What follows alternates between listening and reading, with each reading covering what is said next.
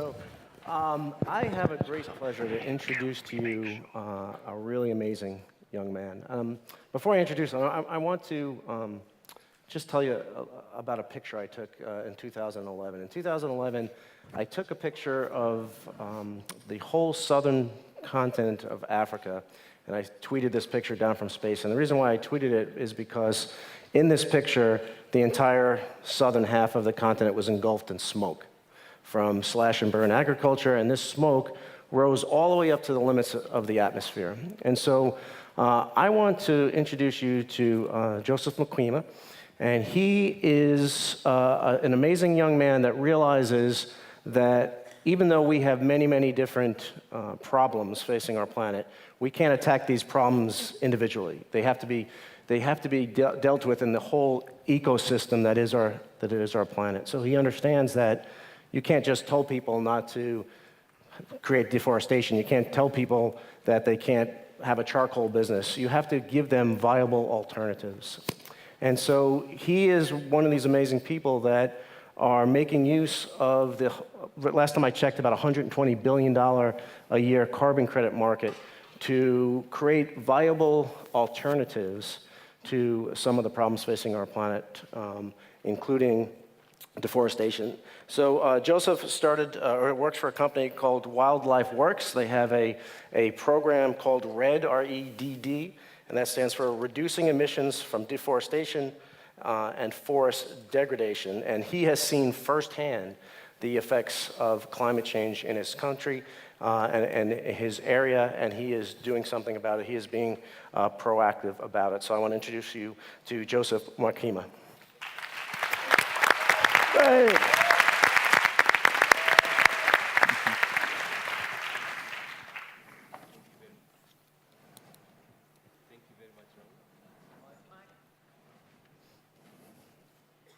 Hello, crew. We don't have mic on the podium. This one here? Well done, Ellen. Thank you. She knows how to find us. Thank you very much, Ron. I live in the Savo Conservation Area of Kenya, in a community that faces many problems on a daily basis, which are intensified by climate change. Drought means women and children walking over 10 kilometers every day to find water. Education is poor and too expensive. Unemployment is extremely high, and people suffer from food insecurity. The crops that do survive the extreme drought are often destroyed by wildlife. In 2006, we had over 650 millimeters of rainfall in my area, but last year, we only had 400 millimeters. These problems are not unique to my community. Over 1 million people across Kenya are living on food aid, while floods in another area have affected more than 140,000 people only last year. These issues affect people also outside Africa. Did you know that 60% of California is now facing exceptional drought? Or that parts of the states live on bottled water? The wildfire in California are a stark reminder that climate change is affecting everyone in this room. I'm a 27-year-old Kenyan working at Wildlife Works. We implement a forest protection program through carbon financing called Reducing Emissions from Deforestation and Forest Degradation. It's a United Nations envisaged project.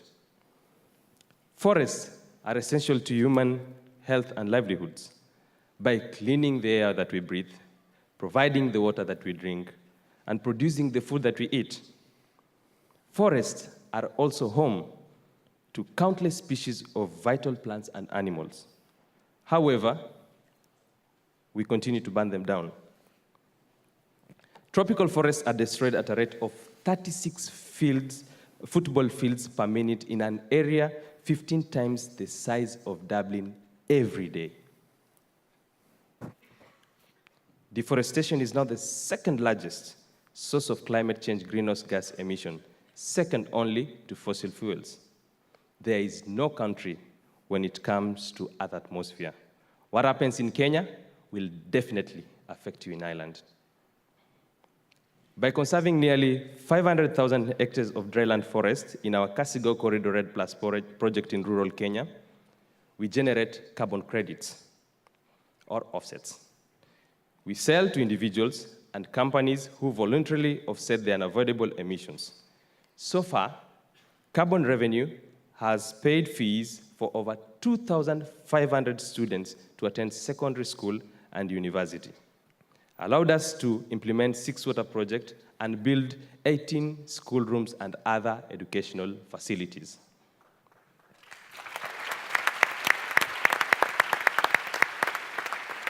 Employment creation is our key conservation strategy.